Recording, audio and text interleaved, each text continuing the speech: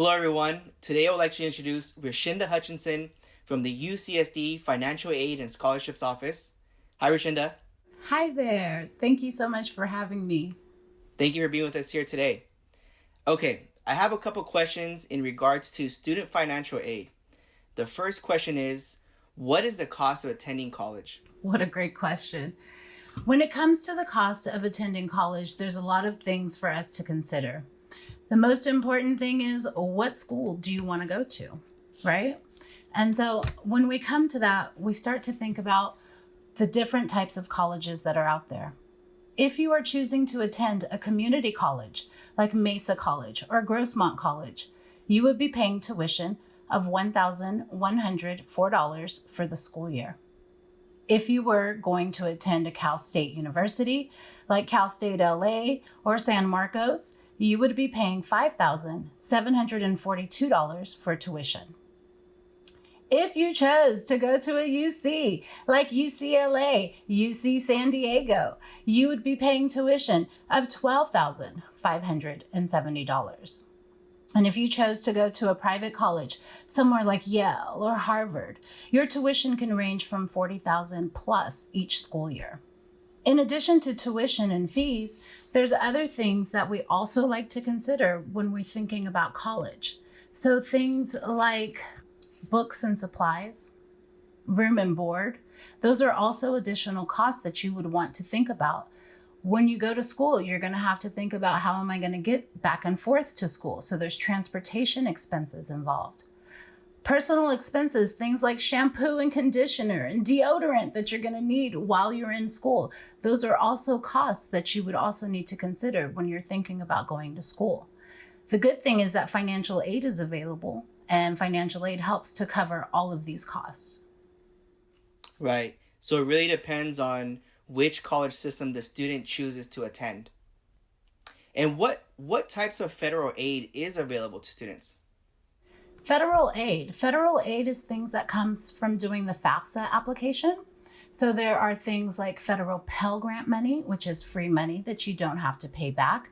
That's free money that can be applied directly towards your tuition. There are things like federal work study. Work study is that opportunity where you can work on or off campus and earn money while you're in school. So that's something that comes from the federal aid as well.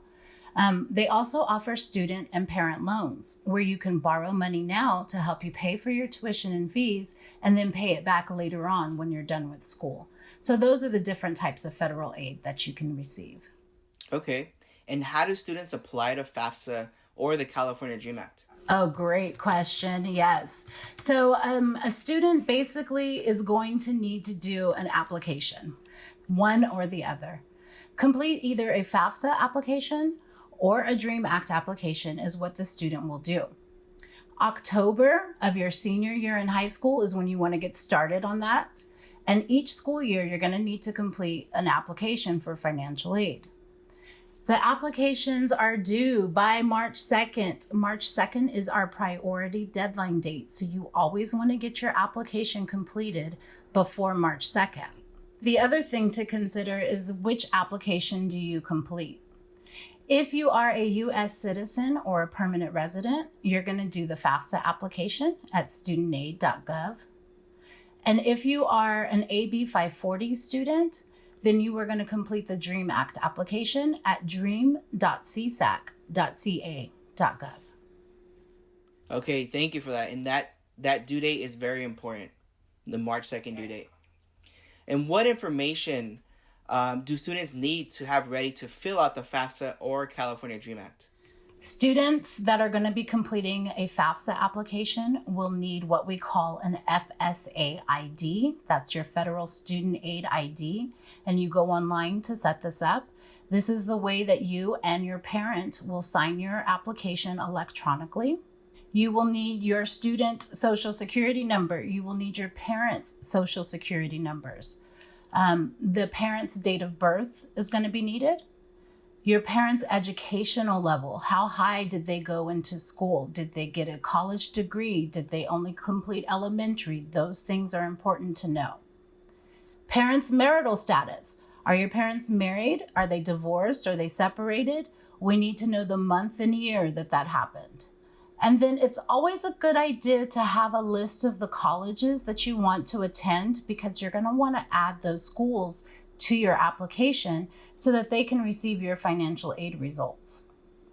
And then, of course, we need to have tax information from 2 years previous. So 2 years ago's tax information is what's going to be needed for both the student and the parent.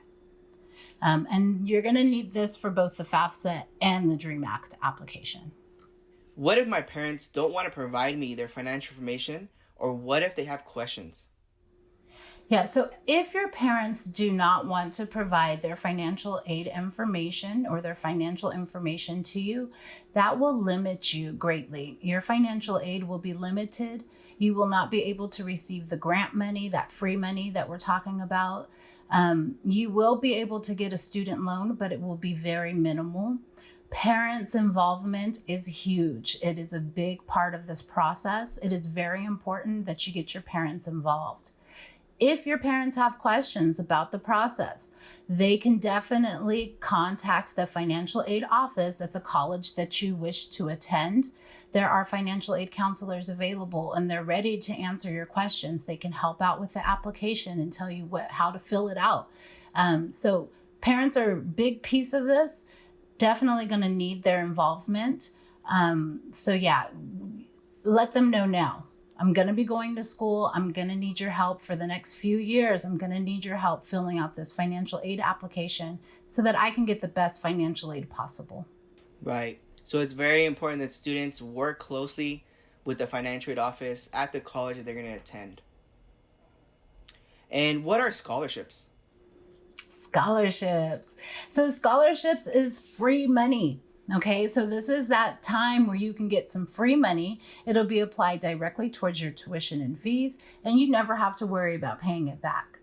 Scholarships come from different donors, so they may have a reason that they're giving a scholarship. It may be that they're looking for a left-handed student, and you just happen to be left-handed. You're going to apply for that scholarship because then that's free money for you. There's scholarships for pretty much everything, anything and everything. It's out there. You just kind of have to apply for it to get that free money. And how do I find and apply for scholarships? It is a search. You must go online and you must get started searching. Fastweb.com, collegeanswer.com.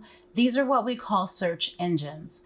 So you basically put in all of your information and then they start to email you and let you know, hey, you're eligible for this scholarship or you're eligible for this one. And those will be the scholarships that you can just continuously be applying for. For those students that are living in the San Diego area, San Diego Foundation has a lot of scholarships as well. So sdfoundation.org is another one you would want to go to and start applying for those. The thing to keep in mind is that when you are applying for a scholarship, scholarships, they're meant to give you free money. You should not be providing any type of payment information to apply for a scholarship. So if they're asking for a credit card or something like that, then it's not right. There are a lot of scams out there, so you need to be very, very aware of that. But remember, when it's a scholarship, they're asking, what's your story? What have you been through? And you're just providing, your answer. You're writing an essay to tell them what's going on. But this is your way to get free money. I tell my students all the time, if it took you an hour to write that essay and you got a $5,000 scholarship, was it worth that hour of your time? So that's how you have to think about it when it comes to scholarships. It's definitely worth it. Go online and start searching. Another thing you can do is search at the college that you want to attend. Different colleges have their own scholarships that are available. So you can start searching and applying for those there. Awesome. So those are some really good resources, but of course there's many more. And just like you mentioned, students should never pay for a scholarship application. It's very important. And what additional support resources are available to low-income first-generation students? As I mentioned, every school has their own set of resources available to students. Here at UC San Diego, we have tons of resources. We have a basic needs office where they offer additional food to students that are, without food. There's a food pantry that they can go to. We have a CalFresh program where students can apply and receive the EBT card, and they're able to get food while they're on living or going to school. We also have other things such as loan programs. We have scholarships that are always offered throughout the school year as well. So there's all kinds of different resources available. Like I mentioned, if you know you're going to be going to a certain college and you're really trying to go there, start looking now. You can start researching what things they have available for you. But yeah, there's a lot of resources available out there. Right. So the student should check with the college that they're attending to. There's always a lot of resources there. Well, thank you, Rashinda, for being with us here today. This information is very valuable for all the future college students out there.